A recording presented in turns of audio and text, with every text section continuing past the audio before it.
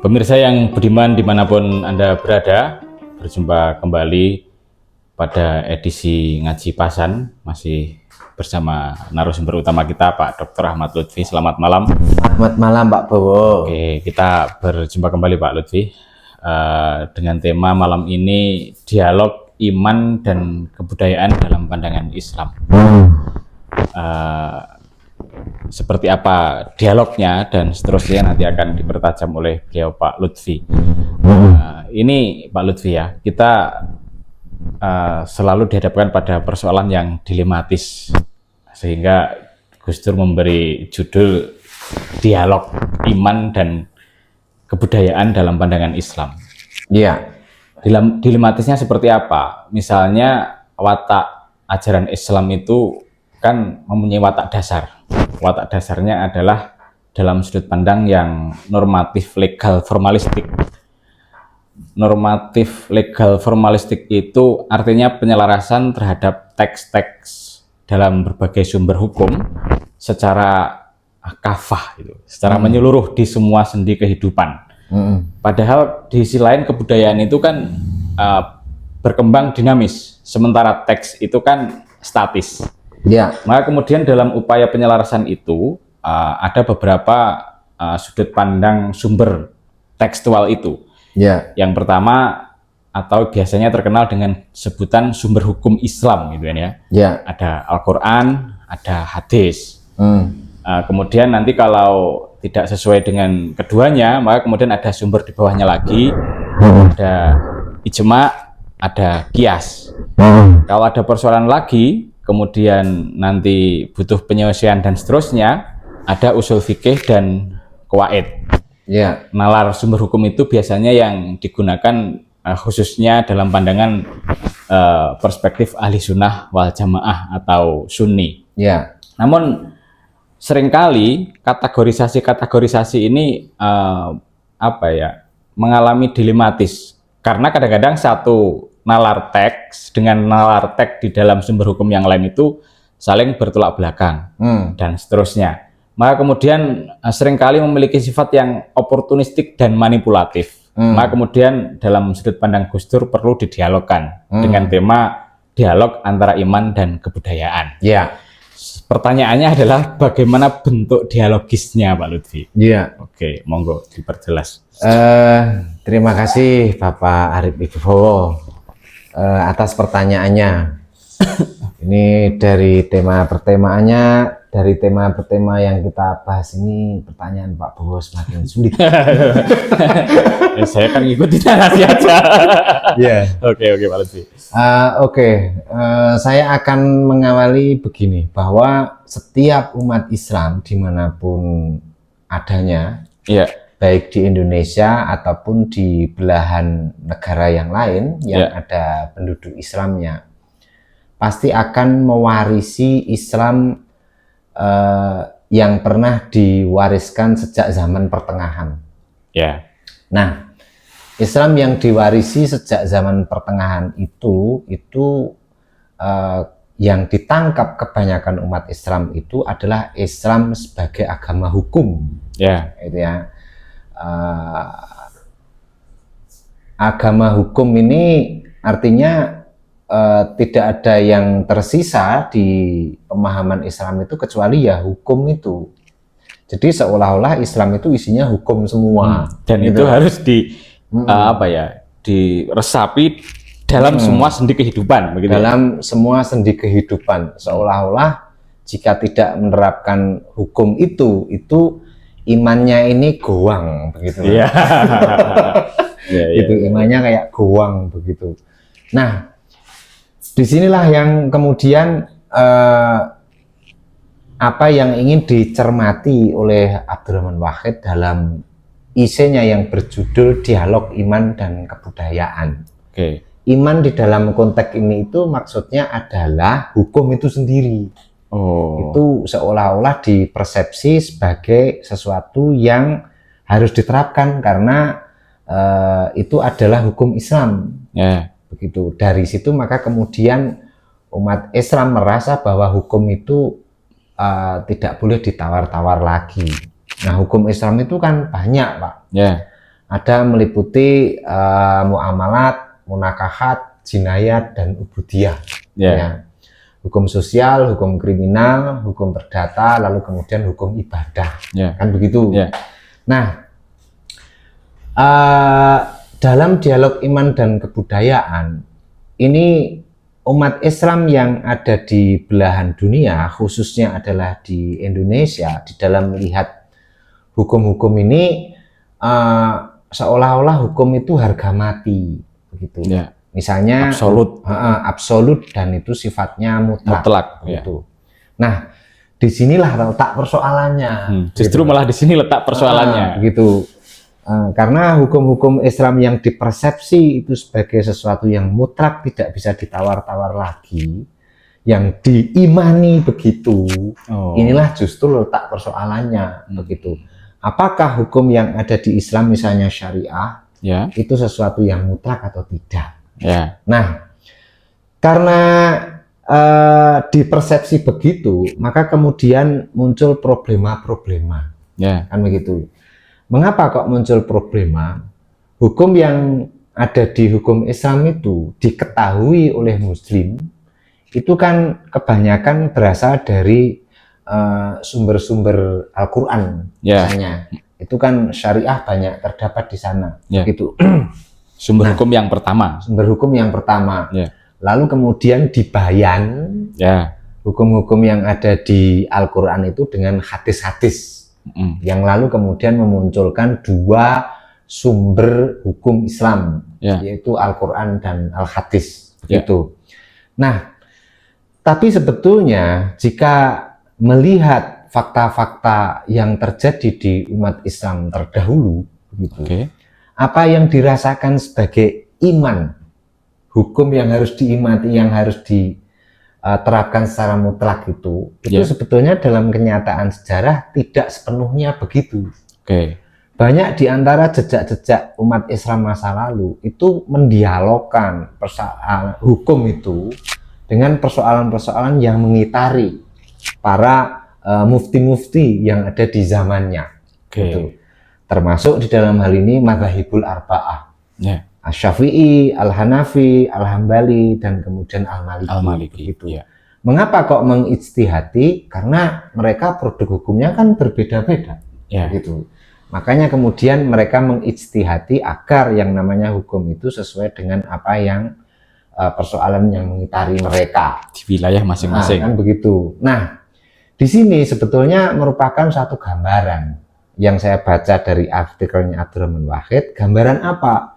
Gambaran tentang dialog iman dan kebudayaan, gitu. Ambil satu contoh misalnya begini, Pak.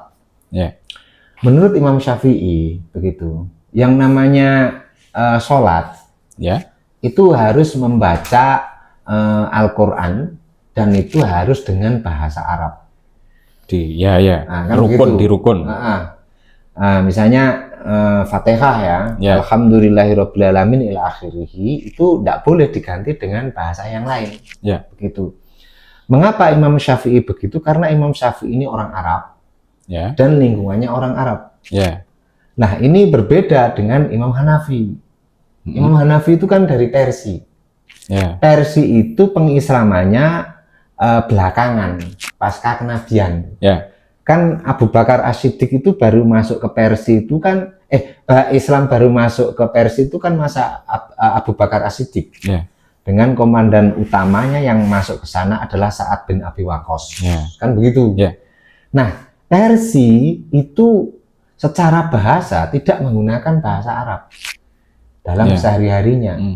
Dan penetapan bahasa Arab menjadi bahasa resmi itu juga belakangan. Begitu, belakangan. Artinya di periode-periode dinasti Umayyah. Dan itu pun juga perlu proses agar orang itu bisa berbahasa Arab. Dari situ maka kemudian orang Persia kesulitan melafalkan huruf-huruf Arab dan kata-kata Arab di dalam misalnya ubudiyah mereka. Dari situ maka kemudian Imam Hanafi melakukan ijtihad. Ijtihadnya, jika misalnya Anda di dalam sholat itu tidak mengerti tentang bahasa Al-Quran yang itu berbahasa Arab, maka boleh memakai bahasa lokal. Nah, begitu. Misalnya Anda orang Jawa, itu ya, Anda memakai misalnya sholat, bisa Anda memakai bahasa lokal.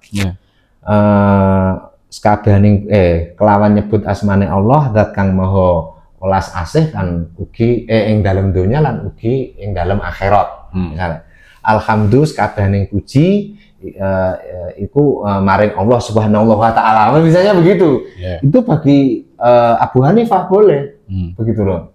Nah, jadi di dalam hal ini gambaran terkait dengan dialog antara agama dan kebudayaan itu sebetulnya sudah terjadi di masa lampau, masa ulama-ulama terdahulu. Itu khususnya terkait dengan misalnya satu contoh adalah Abu Hanifah dengan Imam Asy-Syafi'i, begitu. Nah, masalahnya di umat-umat belakangan begitu. Literasi terkait dengan dialog antara iman dan kebudayaan itu tidak selalu difahami, gitu loh. Khususnya di dalam kasus Indonesia, itu orang-orang yang masih meyakini tentang hukum-hukum Islam itu sebagai sesuatu yang bagian dari iman, gitu. Apalagi kalau ada kata-kata misalnya membaca ayat Al-Quran di dalam sholat itu rukun, begitu. Wah, ini kalau nggak pakai bahasa Arab, batallah sholatnya. Apalagi sampai mengganti sesuatu rukun bahasa Quran dengan bahasa Arab. Langgam Jawa dalam pelafatan apa itu tilawah aja kan bermasalah. Bermasalah. Itu seperti kasusnya Yasir Arafat. Masalah. Ketika dia qira'ah di istana di peringatan Maulid Nabi, qira'ah itu diganti dengan langgam Jawa. Itu pernah kontroversi. Ya itu gambaran, gambaran bagaimana iman yang buta terkait pemahaman terkait dengan syariah itu justru menimbulkan problem, begitu loh. Nah, jika tidak didialogkan dengan budaya, apalagi itu justru akan menambah problematisasi. Maka penting untuk melakukan dialog iman dan kebudayaan. Kan begitu. Inilah makanya kemudian dicontohkan oleh Abdurrahman Wahid kasus yang terjadi di Sunni gitu. Ambil contoh lagi misalnya ijma, gitu ya. Ijma itu kan di Sunni itu kan ada 4 hukum. Al-Quran, hadis, ijma, lalu kemudian qiyas. Kan begitu. Ijma dan qiyas itu sebetulnya juga produk belakangan, bukan produk awal, begitu loh. Produk belakangan itu apa? Itu kan muncul di masa Imam Syafi'i dan setelahnya. Ijma itu, kalau Anda membaca kitabnya Imam Syafi'i Risalah, gitu, ijma itu bagian dari bayan. Kan bayan dibagi 5, begitu kan? Yang salah satu ijma itu adalah salah satu dari 5 bayan ini. Nah dari sini maka kemudian konsep ijma itu sebetulnya dialog antara iman dan budaya, begitu. Nah dari ijma lalu muncullah qiyas di mana nanti hukum-hukum baru. Kan masalahnya budaya itu kan bergerak, bergerak dan berkembang. Sementara teks statis. Sementara teks itu tetap, apa yang terjadi di zaman Nabi itu ya tetap. Ya begitu adanya, karena sudah bagian dari masa lalu. Sementara masa yang akan datang ini berkembang terus. Otomatis persoalan akan terus berkembang. Berkembang juga terus. Maka kemudian muncullah yang namanya qiyas itu. Qiyas itu hasrat ingin tetap mengindukkan apa yang ada di persoalan baru, itu diindukkan kepada sesuatu yang sifatnya pokok. Yaitu Al-Quran itu. Contoh misalnya di dalam hal ini adalah Homer, gitu ya. Homer itu sebetulnya qiyas, gitu ya. Qiyas, bukan Homernya yang qiyas itu. Minuman keras diharamkan, itu sebetulnya qiyas. Hasil gitu. Hukumnya. Karena apa? Minuman keras di zaman yang muncul di masa Nabi itu kan nabib, anggur ya, perasan anggur. Lalu kemudian sama kurma, kan begitu. Sementara kreativitas orang untuk membuat khamr itu bermacam-macam. Gitu. Ada yang dari gandum, ada yang dari arak beras, ada yang dari arak buah-buahan, ada yang dari kaktus, Itu yang dikenal dengan minuman apa itu Pak, dari kaktus itu? Tequila. Tequila itu dari kaktus itu. Harusnya kalau di Indo kan yang diharamkan itu adalah anggur sama kurma, harusnya yang anggur sama kurma aja yang haram, tequila mestinya halal. Misalnya. Begitu. Nah, ini guyon. Enggak, ini artinya begitu loh. Itulah perkembangan budaya ya. Di mana cara membuat minuman keras itu berkembang terus. Dari tequila, nanas. Di zaman Nabi kan enggak ada nanas itu. Gitu. Kaktus itu juga tidak ada begitu. Pisang itu misalnya arak yang terbuat dari gedang kepok itu juga tidak ada begitu. Kalau sekarang kan ada Pak, begitu. Dengan kreativitas budaya itu. Nah, apakah arak-arak yang kemudian baru-baru itu menghukuminya bagaimana? Ini kan perlu dialog. Begitu loh. Nah, karena di Sunni itu dipatok Al-Quran hadis ijma qiyas, maka cara mereka mendialogkan itu apa yang terjadi yang baru, misalnya kayak ayak beras itu dikiaskan dengan hukum pokok yang disebut dengan khamr itu, dengan satu ilat yang disebut dengan ulumus haromun. Segala sesuatu yang memabukkan itu haram. Jadi memabukkan itu menjadi ilat keharaman dari benda-benda yang baru untuk menghukumi perkembangan budaya-budaya yang baru itu. Itu di zaman dulu adalah cara ulama-ulama itu dahulu mendialogkan. Gitu loh. Walaupun argumen Asy-Syafi'i ini lalu kemudian dibantah Pak nanti. Begitu. Ulu muskirin haramon itu apa benar kiasnya seperti itu? Ini kias jali atau kias khofi? Gitu. Kalau ini kias khofi, ini argumen mantiknya atau logika falsafinya, premisnya, apakah didasarkan kepada premis yang sifatnya burhani? Begitu. Dari mana Imam Syafi'i itu tahu keharaman suatu minuman itu didasarkan kepada sesuatu yang memabukkan? Dari mana itu? Begitu. Nah, jika misalnya dari hadis, apakah hadis itu betul-betul sahih? Ini diperiksa ulang oleh ulama belakangan, misalnya kayak Ibnu Rus itu.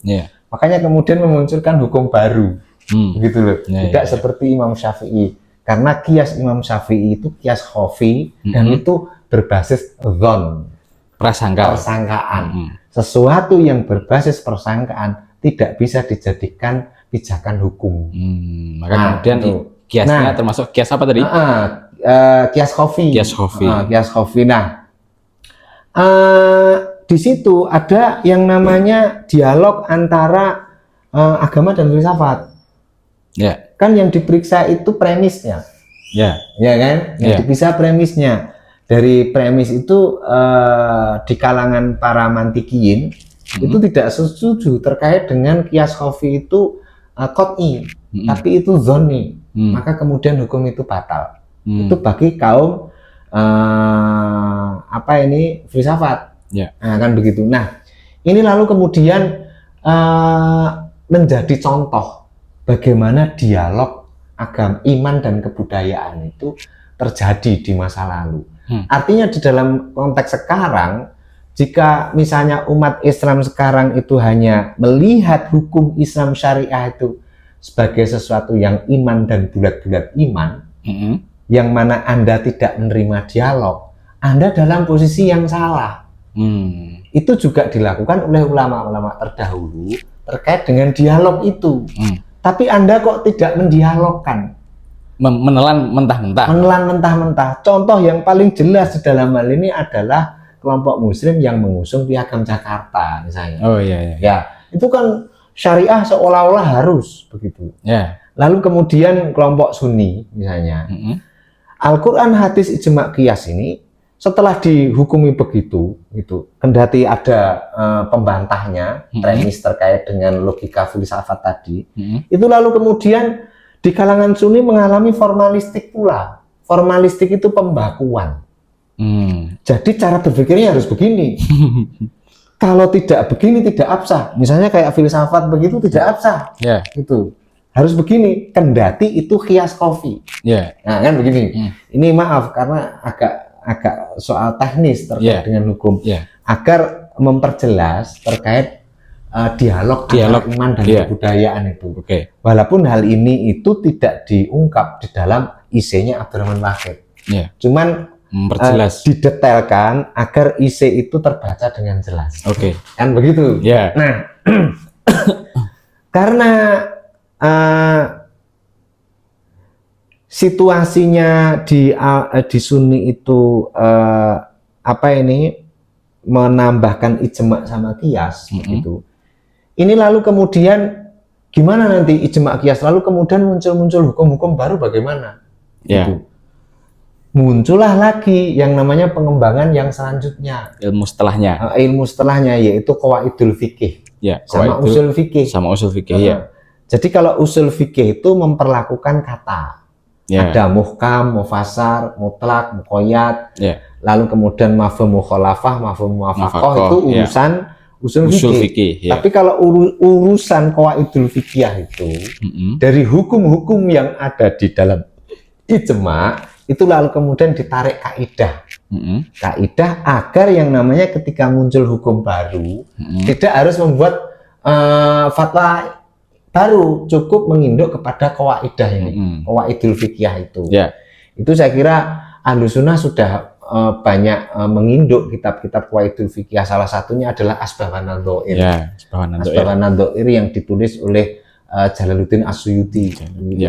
Nah, pada akhirnya, gitu loh, Pak. Pada akhirnya yang namanya Al-Quran, hadis, ijma, qiyas, lalu kemudian muncul qawaidul fikih, ini juga muncul problem baru, gitu loh. Di antara problem barunya itu dalam memperlakukan qawaidul fikih, itu lalu kemudian orang-orang itu menjadi oportunistik. Ini gimana itu kok jadi oportunistik itu seperti apa? Misalnya begini, ntar dulu sebelum saya mencontohkan oportunistiknya, harus dipahami bahwa jangan dikira orang-orang seperti Imam Samudra, Nurdin M. Top, yang gerakan-gerakan fundamentalis pro bom itu loh. Jangan dikira tidak paham kitab-kitab ini ya. Anda salah kalau begitu. Mereka paham kitab-kitab ini, begitu. Asbaghan Nadzair, qawaidul fikih dan seterusnya mereka paham. Nah, lalu kemudian ini contoh oportunistiknya itu bagaimana? Saya akan mengambil satu kaidah di dalam qawaidul fikih. Misalnya semua kaidah di dalam qawaidul fikih itu kan dirangkum menjadi satu kaidah yang menjadi inti dari kaidah itu, yaitu kaidah yang berbunyi Darul mafasid muqaddamun ala jalbil masoleh. Menghindari kerusakan itu diutamakan daripada menarik kebaikan. Kan begitu. Kaidah umumnya itu. Nah, kaidah umumnya itu. Lalu orang kemudian berpikir begini, nah yang disebut dengan darul mafasid itu gimana menolak kerusakan itu? Misalnya saya makan babi nih hari ini. Misalnya makan babi. Babi itu mafasid apa tidak? Begitu. Kalau babi itu mafasid, banyak kerusakan, misalnya ada kandungan cacing pita, toh di Cina konsumsi terbesar daging itu babi, dan toh sekarang negara maju, misalnya begitu. Artinya dalam perspektif ini tidak menimbulkan kerusakan. Kerusakan yang mana? Menjadi negara maju kerusakan. Anda loh makan ayam terus loh, makan rusak. Iya juga ya. Kan begitu. Padahal kalau ikuti kaidah mestinya rusak itu. Mestinya rusak. Orangnya cepat mati semua. Buktinya orang di sana juga tidak mati-mati begitu. Ambil contoh lagi orang Irian Jaya. Orang Irian Jaya itu kan kulitnya agak hitam-hitam, rambutnya ini bahkan fisiknya kuat-kuat. Itu makanannya yang paling mereka sukai adalah babi juga. Maka sisi mafasidnya yang mana? Jika babi itu dengan segenap genrenya, kan ada babi potong, ada babi liar, ada babi, kan genrenya banyak itu.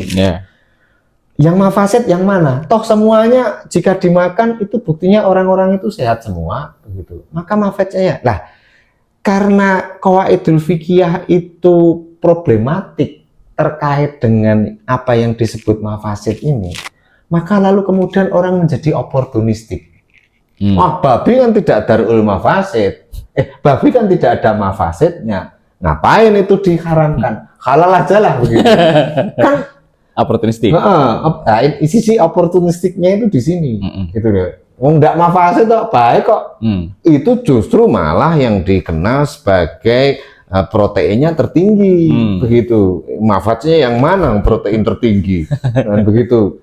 Nah, karena begitu, sifat oportunistik dari penggunaan qawaidul fiqhiyah ini lalu kemudian menimbulkan reaksi, gitu loh, reaksi dari kelompok Islam fundamental.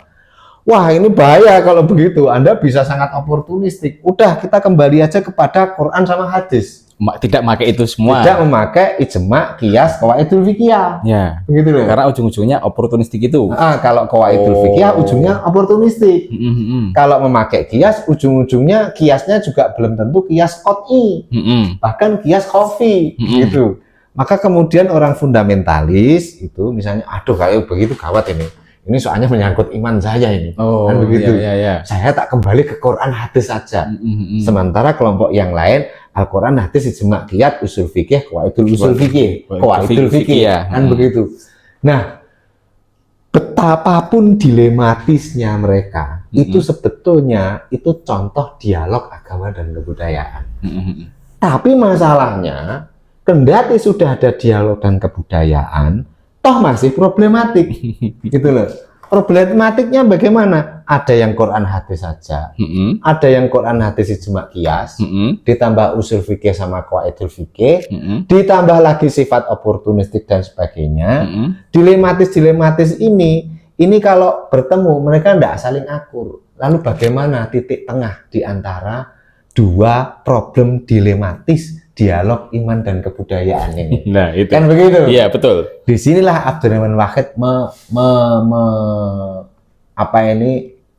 menjelaskan posisinya. Artinya, ketika itu diterapkan semua sebelum pada kesimpulan tawaran Abdurrahman Wahid ketika ini semuanya ternyata dilematis dan problematik itu semua nanti ujung-ujungnya penyelarasan teks yang normatif begitu. Iya, enggak, artinya dialog iman dan kebudayaan itu terjadi, ya kan, di ulama-ulama terdahulu. Artinya iman itu tidak selalu bulat, yang namanya Islam itu adalah hukum Islam seperti yang kamu pahami dalam Al-Quran itu tidak. Tapi dialog-dialognya seperti tadi, ada Quran hadis, ada Quran hadis ijma qiyas, ada tambahan qawaidul fikih sama usul fikih, kan dialognya seperti ini begitu. Dengan problem-problem yang muncul di dalamnya, dengan segenap apa yang terjadi terkait dengan ketidaksetujuan sama yang setuju, kan begitu. Kan begitu. Nah, segmen-segmen begini ini, disinilah Abdurrahman Wahid meletakkan posisinya, begitu. Jadi Abdurrahman Wahid menambah dialog baru, gitu. Posisinya ini menambah dialog baru, menambah dialog baru. Bagi saya, begitu tertulis dalam dialog iman dan kebudayaan, situasi serba dilematis. Nah, kan begitu. Dilematis karena tidak satu kata itu. Tidak satu kata. Umat Islam ini istilahnya epistemologi. Dari situ akhirnya kan begini ya, berarti muncul haram menurut sebagian, tidak haram menurut sebagian, yang lain. Halal menurut sebagian, tidak halal menurut sebagian. Itu yang disebut posisi dilematisnya. Dilematisnya begitu. Mafasid sebagian, tidak mafasid sebagian. Kan begitu. Akhirnya entek-entekan itu ya. Entek-entekan kan nggak ada selesai. Betul, dilematis. Ini orang-orang beriman ini kok bertengkar aja begitu. Iya. Bertengkar soal apa yang menjadi sumber keimanan Anda, kan begitu. Lah ini bagaimana jalan keluarnya, kan begitu. Dari sinilah Abdurrahman Wahid itu menentukan posisinya. Nah, bagaimana posisi yang diusulkan oleh Abdurrahman Wahid terkait dengan situasi serba dilematis dan serba problematik ini, begitu loh. Di situ Abdurrahman menegaskan situasi yang serba dilematis ini bisa selesai dengan kembali kepada hukum negara. Itu. Hukum negara. Hukum negara. Coba baca teksnya. Itu ada kata-kata seperti itu. Kembali kepada hukum negara in toto. Begitu Ya, misalnya ada. itu. Saya ikat in totonya yang tidak tahu artinya itu. In toto itu maknanya keseluruhan. Kembali kepada hukum negara secara keseluruhan. Ya, bahasa Yunani ya itu. Saya nggak tahu bahasa apa Nanti itu. terus bisa dicek in toto gitu. In toto itu ya. kembali kepada hukum negara secara keseluruhan. Secara keseluruhan itu maksudnya in toto. In toto. Nah, ini ijtihad Abdurrahman Wahid dalam rangka melerai situasi serba dilematis di antara para umat Islam yang mendialogkan antara iman dan kebudayaan. Begitu loh. Nah, bagaimana kembali kepada hukum negara ini? Saya ingin menegaskan kembali, loh Indonesia ini kan kembali ke hukum negara, ternyata korupsinya banyak, MBG sekarang problematik, ini hukum negara yang bagaimana? Ya Anda harus memisahkan dulu dong antara hukum negara sama pelaku hukum. Nah ini yang kadang-kadang tidak dipisahkan antara undang-undang negara dengan pelaku hukum. Oke. Nah kadang-kadang kita ini menyamaratakan antara pelaku hukum sama hukum. Hukumnya baik, belum tentu pelaku hukumnya baik. Gitu loh. Nah, pelaku hukum yang baik dan tidak baik ini ada hakimnya. Yang disebut dengan penegak hukum. Jadi instrumen tiga itu, hukum, pelaku hukum sama penegak hukum, ini mesti kompatibel antara satu dengan yang lain. Agar yang namanya kembali kepada hukum negara in toto itu bisa menyelesaikan problem dilematis antara Islam yang pro Quran hadis dan Islam yang pro Al-Quran hadis ijma qiyas dan Islam yang pro penambahan usul fikih sama qawaidul fikih. Nah, di semua sendi kehidupan. Di semua sendi kehidupan. Nah, ini yang ingin didiskusikan itu sebetulnya solusi Abdurrahman Wahid. Gitu loh. Lantas apakah gagasan Abdurrahman Wahid kembali kepada hukum negara? Itu. Ini apakah diterima oleh umat Islam yang sedang dilematis ini? Kan begitu. Oh iya ya, enggak serta-merta. Enggak serta-merta. Atau jangan-jangan sebagian tidak merasa dilematis. Sekarang enggak dilematis. Baik-baik saja. Sebagian menganggap hukum negara hapuskan karena yang namanya Al-Quran hadis itu hukum Tuhan. Ya, begitu. Kan begitu.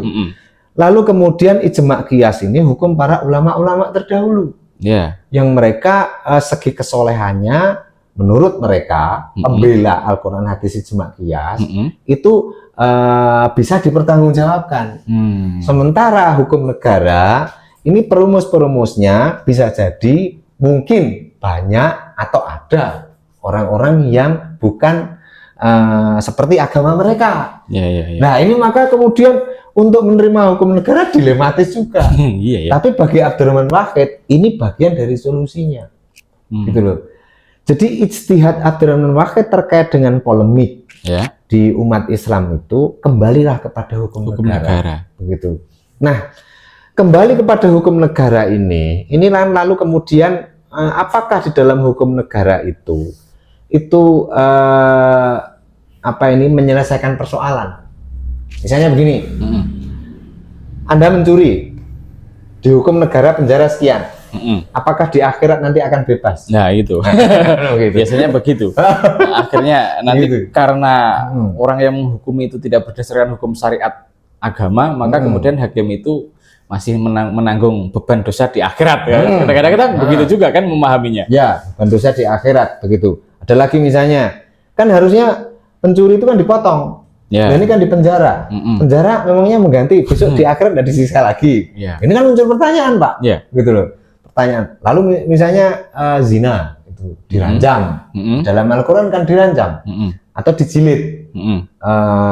Azaniatu wazani fajritu minum jilda mi'ah itu. Pezina perempuan, pezina laki masing-masing 100 jilidan begitu. Nah, ini tidak dijilid tapi di penjara. Di penjara. Belum nanti kalau suka sama suka. Begitu. Hukum negara kan tidak bisa begitu. Hukum sama suka penjara mereka. Siapa yang dirugikan? Begitu. Nah, jika misalnya hanya diganti dengan penjara, apakah di akhirat nanti tidak dihukum? Jangan-jangan lagi. Jangan-jangan di sini dihukum, nanti di akhirat disiksa lagi. Kan double. Ya. Dari sini kurang lebih saya menangkap apa yang digagas oleh Abdurrahman Wahid kembali kepada hukum negara in toto itu. Apa yang telah dihukum di negara itu bisa jadi diyakini akan mengganti hukum akhirat. Dalam perspektif Abdurrahman Wahid. Saya percaya itu. Gitu ya. Saya percaya. Oke. Makanya kalau Anda ingin diampuni oleh Tuhan, ngaku saja begitu. Jangan berkelit-kelit dan macam-macam. Kalau korupsi dan seterusnya misalnya gitu. Ngaku saja. Jadi cepat dihukum, nanti di akhirat selesai begitu, bukan malah diganti dengan umroh dan haji. Gitu. Iya ya. Karena itu problematik nanti. Karena pahala haji tidak akan menutupi dosa para koruptor. Iya, gitu loh. Oke. Nah ini maka kemudian saya percaya itu, gitu ya. Ingat ya, saya percaya. Artinya bisa jadi Anda tidak percaya, tapi saya percaya. Oke. Gitu. Artinya berarti di sisi lain Pak Lutfi, jika memaksakan dan tidak kembali kepada negara, misalnya ketika Pak Lutfi menyinggung Amrozi dan seterusnya, itu kan biasanya terkenal dengan Islam fundamentalis. Nanti kalau di sisi lain kita memaksakan urutan yang dilematis itu, kemudian bertolak belakang dengan negara, bisa nggak disebut dengan teriak dalam satu sisi fundamentalis, tapi dia sebetulnya fundamentalis juga begitu? Siapa yang berteriak, yang tidak mau mengambil kembali kepada negara, yang meneriaki, maksudnya yang ijma qiyas. Iya sama gitu loh. Kan biasanya begitu. Sementara kalau memakai ini kan tidak fundamentalis. Yang kembali ke Quran hadis fundamentalis. Tapi ternyata setelah dirunut oleh Pak Lutfi, semua urutan metodologi panggilan hukum tadi kan dilematis juga. Toh tidak menyelesaikan problem. Iya. Gitu. Artinya di antara Quran hadis dan di antara Al-Quran hadis ijma qiyas, jika mereka bersikukuh, nah gitu loh, jika mereka bersikukuh gitu loh, terhadap pedoman itu tidak menerima hukum negara, ya fundamentalis juga, gitu loh. Kendati istilah itu problematis ya, gitu. Pasti. Yang tepat apalah begitu, fundamentalis atau kontroversial atau teroris lah. Atau justru nanti kalau kita pertajam dan pertelas ini justru kita yang kontroversial itu. Begitu. Oke. Nah, dengan kembali kepada hukum negara, itulah kemudian persoalan-persoalan yang terjadi di umat orang beriman yang serba dilematis itu akan selesai. Nah, terus ini Pak Lutfi, ini kan nanti bagi pemirsa yang menyimak, loh kan ada teksnya, loh ada dalilnya, bisa di cross check ke dialog kita sebelumnya, bagaimana memahami antara sesuatu yang bertolak belakang dengan teks. Kemarin sudah kita singgung. Kadang-kadang kan begitu, nyimak edisi ini tidak nyimak edisi sebelumnya, kan nggak nyambung. Kemudian menghakimi, loh ini kan ada dalilnya yang qot'i dan seterusnya. Itu sudah kita singgung kemarin. Itu istilahnya ambivalensi kemarin. Itu. Ambivalensi itu di konten sebelumnya. Nah, kembali kepada hukum negara, gitu kan? Ya, kembali kepada hukum negara. Saya mencoba memikirkan apa yang menjadi gagasan Abdurrahman Wahid ini kembali kepada hukum negara. Jika misalnya kita melihat sejarah Abbasiyah, jika kita misalnya sejarah Umayyah, atau Khulafaur Rasyidin misalnya, itu di mereka itu kita belum mendapati kecuali di masa Nabi. Di dinasti Umayyah, coba undang-undang yang dipakai apa? Nggak ada kan? Nggak ada. Di masa Abbasiyah, undang-undang yang dipakai apa? Nggak ada kan? Nggak ada juga. Beda di masa Nabi. Di masa Nabi ada. Jadi di balik syariah itu ada, Pak. Di balik syariah itu ada yang namanya Piagam Madinah. Piagam Madinah itu mirip dengan undang-undang, gitu loh.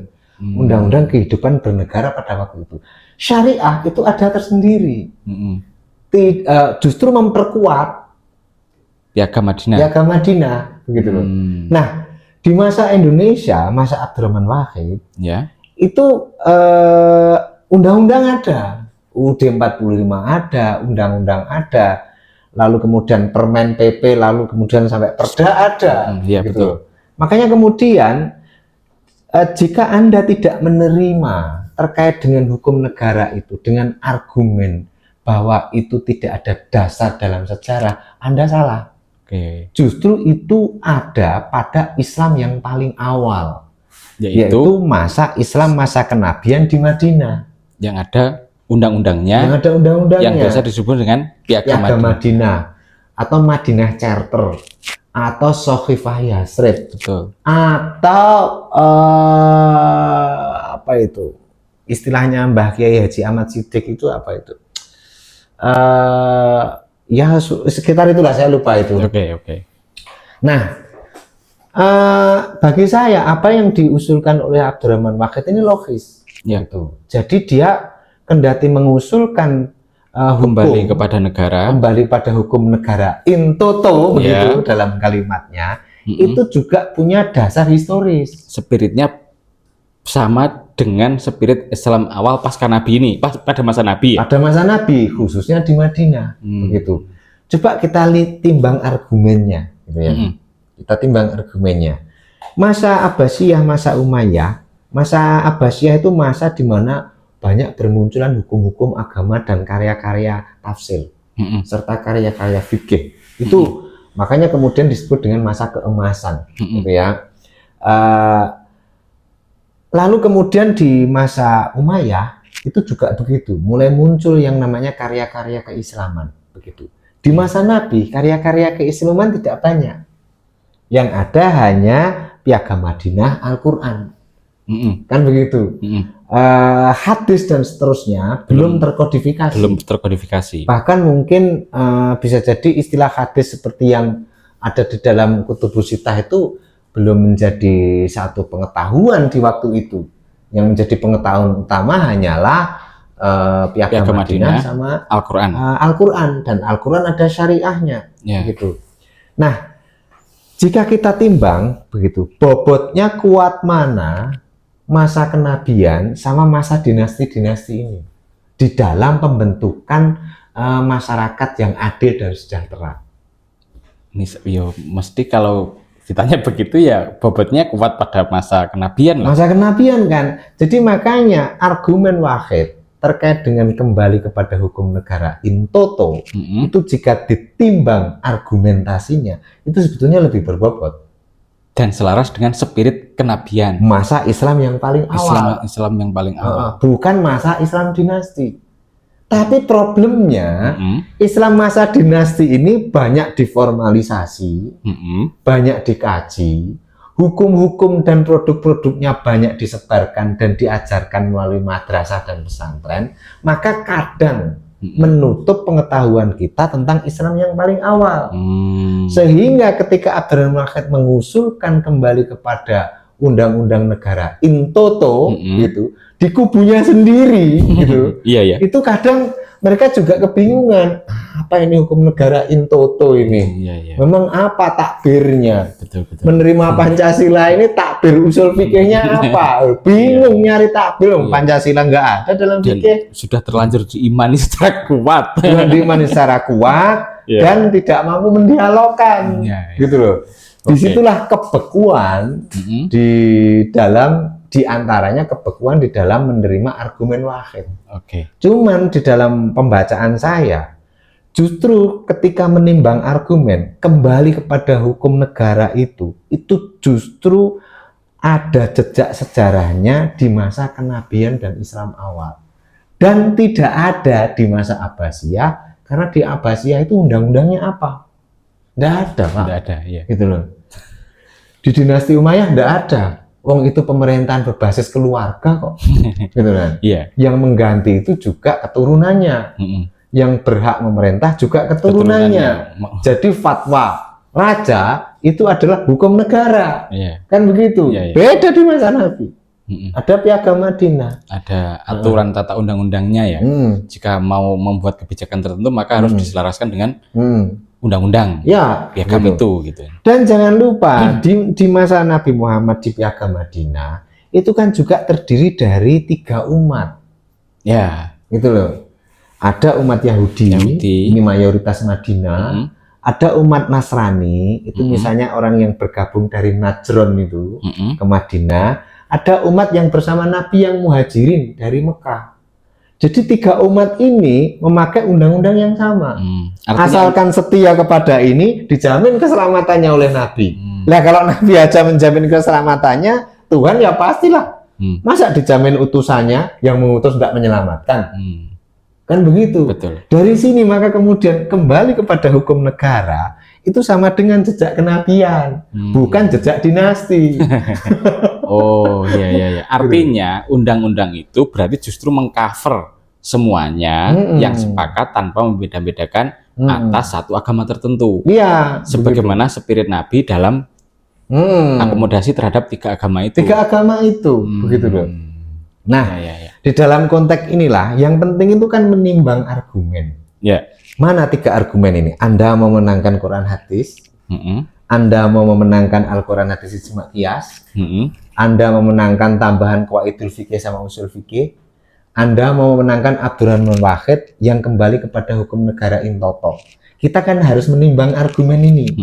Bagi saya, ketiga argumen ini bobot yang paling kuat itu adalah bobot argumennya Abdurrahman Wahid. Kenapa? Karena punya dasar sejarah di masa Islam yang paling awal. Sementara yang kembali kepada Quran hadis ijma qiyas itu hanya punya dasar di masa dinasti Islam. Coba ditimbang argumennya, begitu loh. Oke. Dari situ maka kemudian kita bisa memilih, gitu ya, memilih mana Anda akan berpihak di antara ketiga grup ini. Grup negara, grup Quran hadis ijma qiyas, atau grup Al-Quran hadis tok. Gitu. Kalau saya jawabannya, pemirsa yang budiman dimanapun Anda berada, simak dengan baik-baik, dialogkan dengan iman Anda dalam-dalam untuk membuat sebuah kesimpulan. Daripada nanti blunder gitu kan.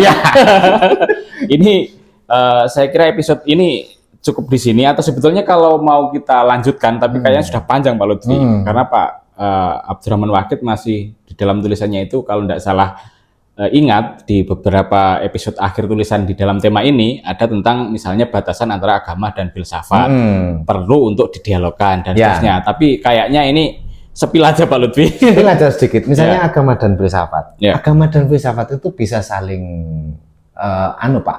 Yang penting itu ngerti etikanya. Apa tahu mana ini persoalan agama, mana ini persoalan filsafat. Etikanya di situ. Ya. Kalau orang nggak tahu persoalan masing-masing disiplin ilmu, itu akibatnya menggunakan ilmu itu rancu. Karena ilmu itu punya basic nature, sifat dasar. Gitu loh. Nah, sekarang spillnya bagaimana ya? Kan begitu kan? Misalnya persoalan agama, sholat itu wajib. Itu kan persoalan agama kan? Tapi apakah itu persoalan filsafat? Tentu kalau mau memfilsafati sholat ya problematik juga nanti. Problematik juga. Filsafat itu nggak mengurus Anda sholat.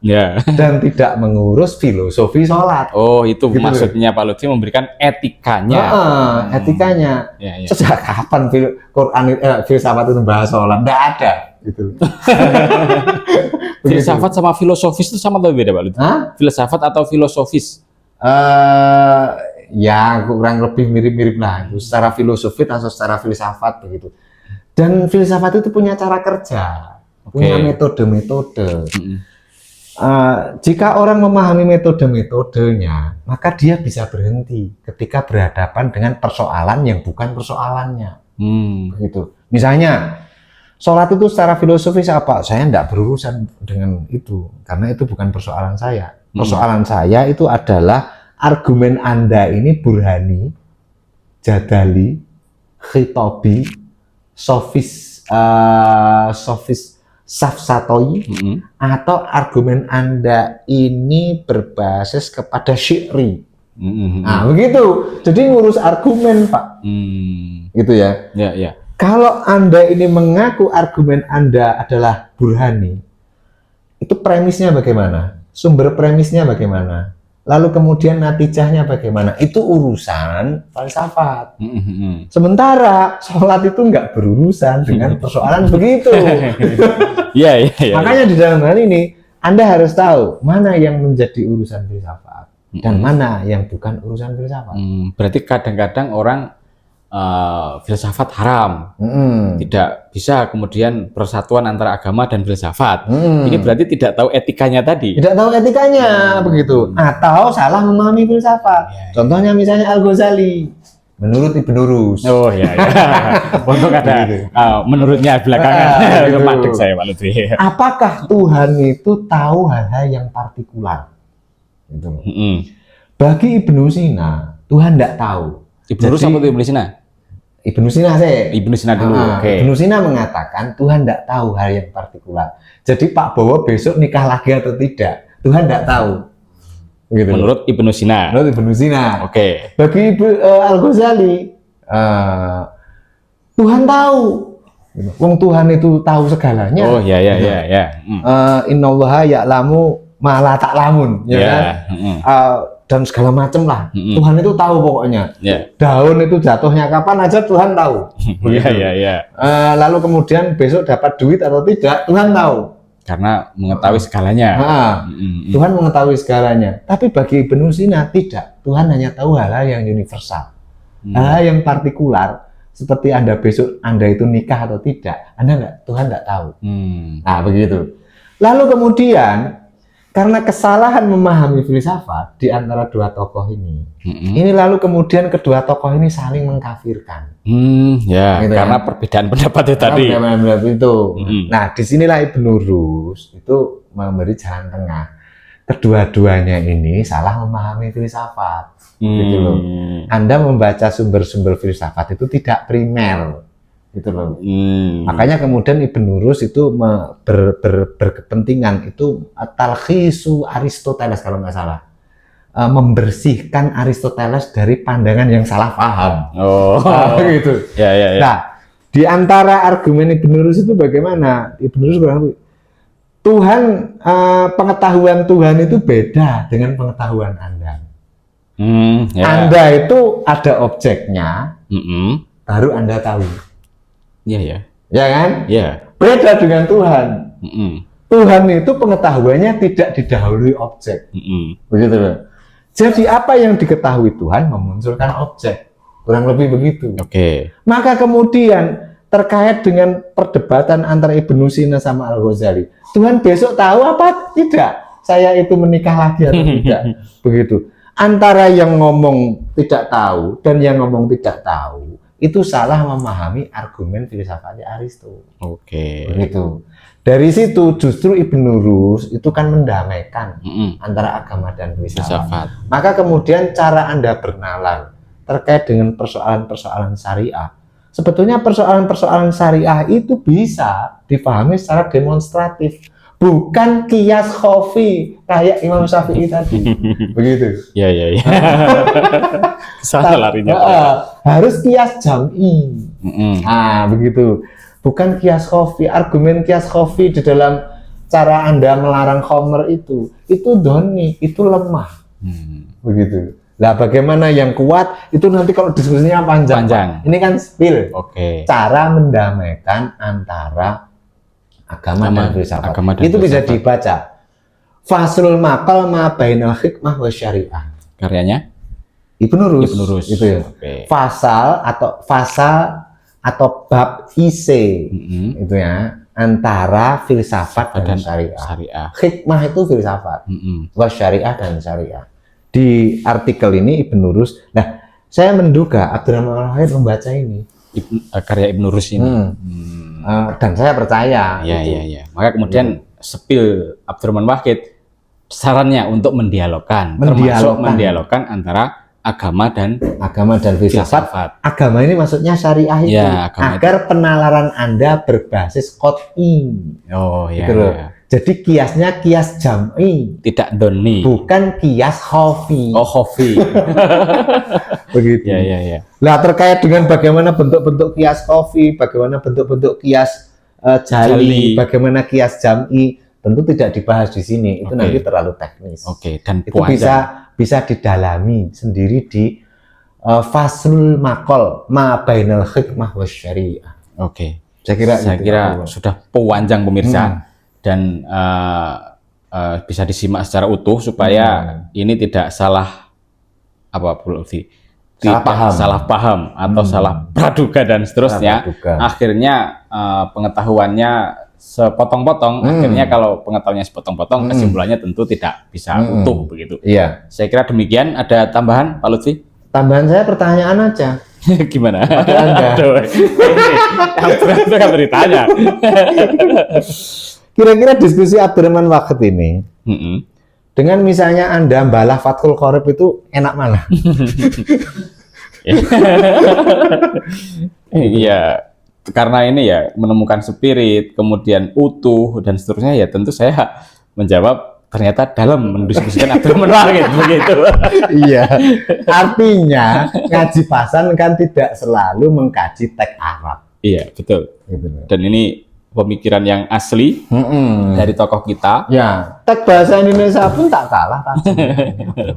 Iya. Ini salah satu karyanya ya.